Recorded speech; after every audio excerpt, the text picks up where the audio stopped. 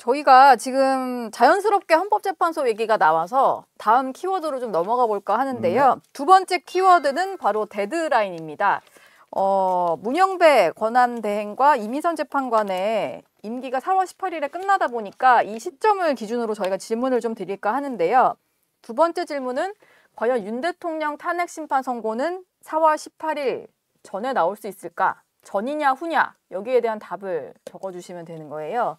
전인지 후인지 그냥 그 두 글자 중에 한 글자만 쓰면 뭐 전인지 후인지도 되고 뭐 날짜 지정하셔도 되고 지정하셔도 되고 다른 날 쓰셔도 되고 아예 다른 말을 쓰셔도 되고 저희가 지금 세 분이 생각하고 쓰시는 동안 달력을 한번 준비를 해봤는데 일단 오늘까지도 선고일이 발표되지 않았기 때문에 3월 중에 선고는 사실상 불가능해진 상태인 거고요. 다음 주입니다. 4월 2일에는 재보궐선거가 열리기 때문에 뭔가 선거에 영향을 줄 만한 전날이나 뭐 다음 날이나 당일이나 이렇게는 선고하지 않을 것으로 보여요. 그렇기 때문에 4월 18일 전에 가장 유력한 날은 4월 4일 또는 4월 11일 이렇게 두 날짜 정도가 나오는 것 같은데 세 분의 답을 한번 보겠습니다. 뭔가 날짜가 이기인 최고 가장 마지막에 한번 보도록 하고요. 네. 먼저 장해찬 최고는 4월 11일. 네. 뭐 윤석열 의원도 이런 전망을 한 바가 있는데요. 네.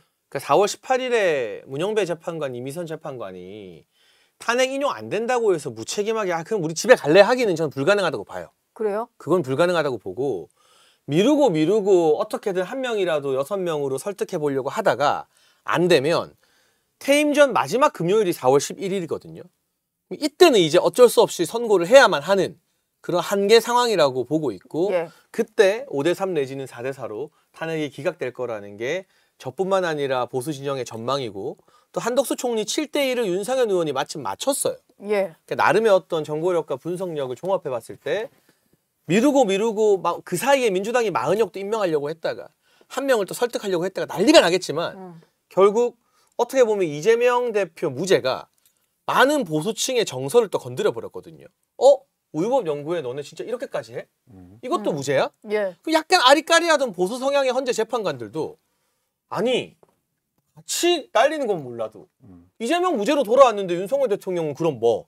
라는 반발심이 오히려 저는 더 강해질 수 있다. 그래서 기각에 대한 확신이 더 강해질 수 있다고 봐서 미루다 마지막 금요일인 4월 11일에 기각 판정이 나올 걸로 보고 있습니다.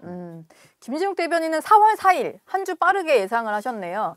저는 사실 4월 4일도 늦다고 생각해요. 개인적으로는. 원래는 뭐 14일 얘기하시다가 계속 미뤄져가지고.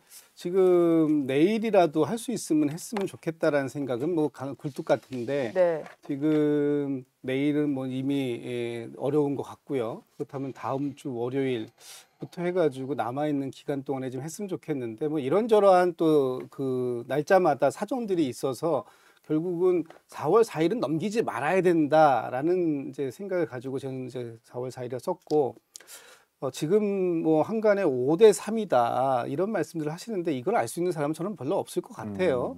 그리고 지난 한덕수 권한 대행에 대한 5대2대1 그래서 결론적으로 5대3이라서 6명을 못 모았다 지금 이렇게 말씀을 주시는데 저는 그 사안과 윤석열 대통령의 12.3 비상계엄에 대한 탄핵 사안이 같은가 저는 근본적으로 다르다고 생각하고 있고 그렇다면 저는 여전히 8대0이라는 생각을 갖고 있습니다. 8대0이 되지 않는다?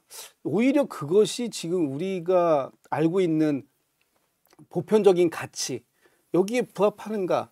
그리고 지금 계속 이재명 대표가 날아갈 줄 알았는데 안 날아갔으니까 윤석열 대통령도 날아가면 안 된다 이런 논리를 말씀 주시는데 아니 이재명 대표하고 윤석열 대통령하고 뭐 같이 두 분이 합심해가지고 비상계엄을 한 것도 아닌데 왜 이 사안에 이재명 대표가 이렇게 중요하게 거론이 되어야 되는가?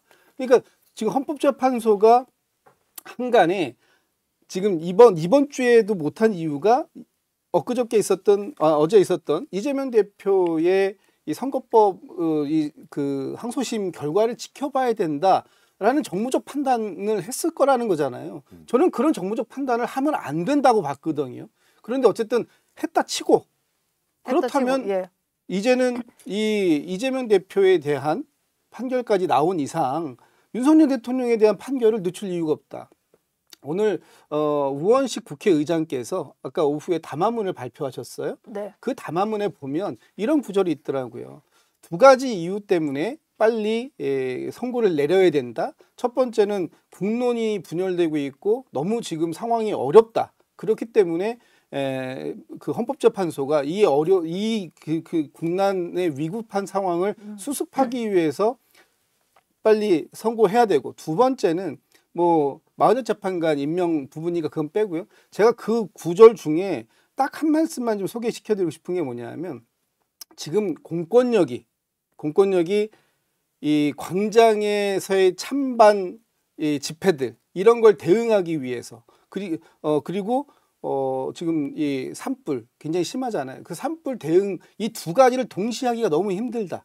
그런데 지금 서울에 많은 경찰력들이 올라와 있잖아요. 지방 전국에서. 네. 지금 그분들이 있어야 할 곳이 이 광화문을 중심으로 하고 있는 헌법재판소 앞일지, 아니면 산불 현장에 가서 재난 상황에 대비하는 모습일지, 그리고 이번에 같은 경우도 대피를 늦게 어르신들이 많다 보니 대피를 못해서 돌아가신 분들도 계시다는 거잖아요. 지금 공권력이 있어야 할 현장이 어딘가라고 본다면 사실 저는 산불 현장이라고 더 시급하다고 봅니다. 그런데도 불구하고 서울에 올라와 있는 공권력이 내려가지 못하는 이유, 헌법재판소가 결론을 내리지 않기 때문에 그런 거예요. 근데 뭐 결론이 나와도 이 앞에 모여 있는 분들은 흩어지지 않을 것 같다는 생각도 좀 들고. 물론 그럴 수도 있습니다만, 네. 어쨌든 빠르게 현재의 양극단으로 대치가 되고 있는 이 상황을 해소시키는 방법은 결국은 헌법재판소가 예. 결론을 내려주는 것이다. 그래서 하루라도 빨리 결론을 내려주십사라는 말씀 드리고 싶어서 4월 4일 이내에 꼭 결론을 내려주십사, 선고 기일을 지정해 주십사, 이런 말씀 드립니다. 두 분은 날짜를 적으셨고 이기인 최고는 또 이름을 쓰셨는데 마치 어저께 2심 판결문처럼 긴 말씀을 해주셨는데 저는 네, 이제 100페이지에 날짜를 네. 지정하는 이렇게 건 날 돌려간 거야. 의미가 없고 저는 예. 제 바램은 네. 8대0 인용입니다. 8대0 인용. 8대0 인용 내지는 8대0 파면. 그런데 한덕수 총리의 탄핵심판 결정문을 보고 짐짓 불안해졌어요. 정계선 재판관과 김복형 재판관과 정계선 재판관의 두 의견의 너비 차이가 거의 뭐 양쯔강 수준입니다. 맞아요. 이거는 좁힐 수 없는 수준인 것 같아요. 네. 그래서 김복형의 복자와 정계선의 선자를 따서 한덕수 탄핵 심판의 결정이 복선이 아닐까라는 생각을 해보게 됩니다. 그래서 네. 적은 거거든요. 네. 복선. 그러니까 박근혜 대통령의 판결문을 보면 다소 이견이 있다 하더라도 개별 의견으로 의견을 적시하지 않고 보충 의견 정도로 다른 의견들을 버무리려고 노력을 하는 흔적이 보여요. 그래서 판결이 있다 하더라도 재판관들이 원팀으로 공론 분열된 것을 화합하려는 노력이 좀 보입니다. 그런데 이진숙 방통위원장 때부터 권한쟁의 심판, 한덕수 총리 때까지 이제는 이견을 그냥 가감없이 노정하는 기조로 보여져요. 네. 근데 꼭 그렇게 이견이 노정된 사람들의 재판관들 명단을 보면 이 두 사람들이 꼭 들어갑니다.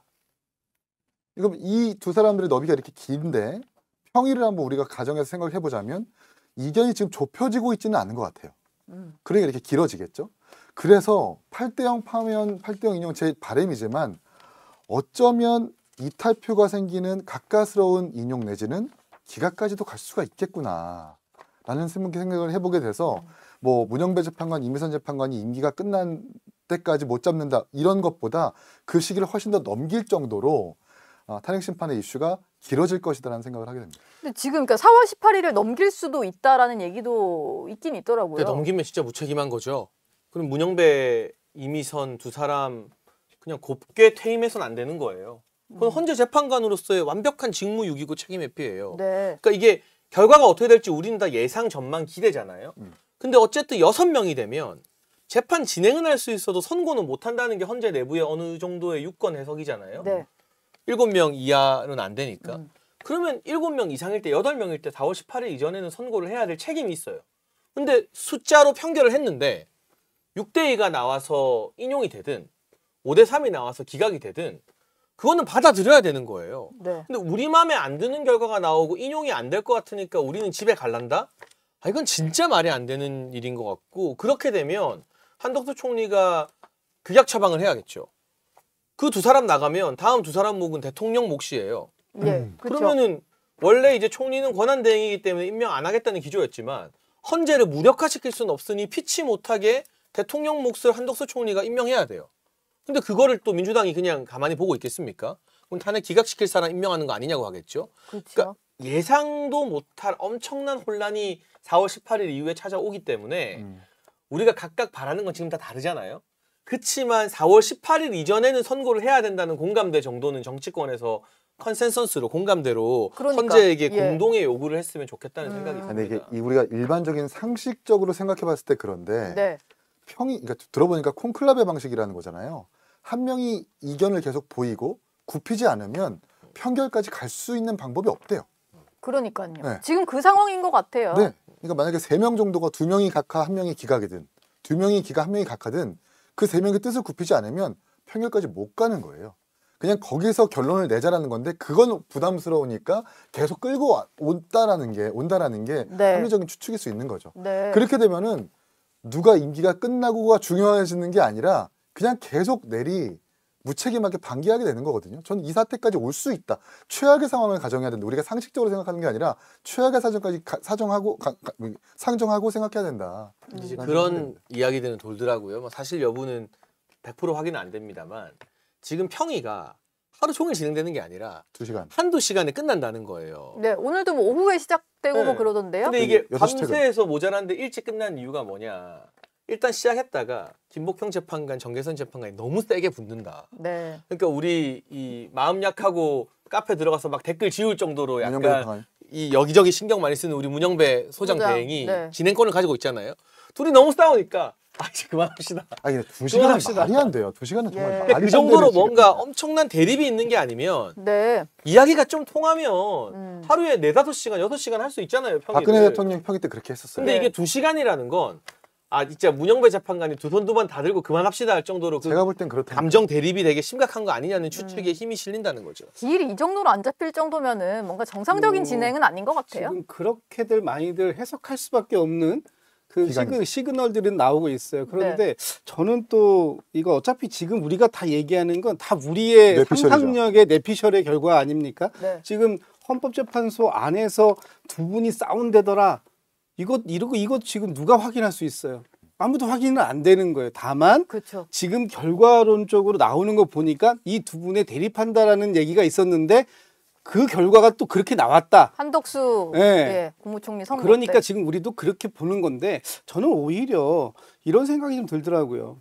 지금 이 최종적으로 평의는 하되 평결에 이르지 않았다라는 것, 평결에 이르는 순간까지 본인들이 나는 이거 인용할 거야, 기각할 거야, 각하할 거야. 를 공개적으로 얘기하지는 않게 되어 있고 네. 아는 상황이고 예. 다만 당신이 그런 반론들을 얘기하는 거 보니까 당신은 그런 생각이 있구나 이렇게 우리가 이해하고 있다. 느낌은 느낄 수 있다 정도 네. 얘기하는데 이 느낌도 얼마든지 페이크가 가능한 거잖아요. 네. 그래서 지금 이 과정을 정말로 이 의견의 일치를 안 보는 걸까? 의견이 모이지 않는 걸까? 이러면 네. 진짜 문제인 거고요. 예. 모였는데 저간의 여러 가지 상황들을 아까 정무적 판단이라는 것처럼 그런 걸 고려했던 게 아닌가라고 이제 저는 기대도 해보는 거예요. 네. 그래서 이번 주에 돌아오는 주에 예. 만약에 기일이 잡힌다면 그동안 우리가 했던 얘기들 뭐 그 안에서의 불협화음이라든지 이런 여러 가지 얘기들은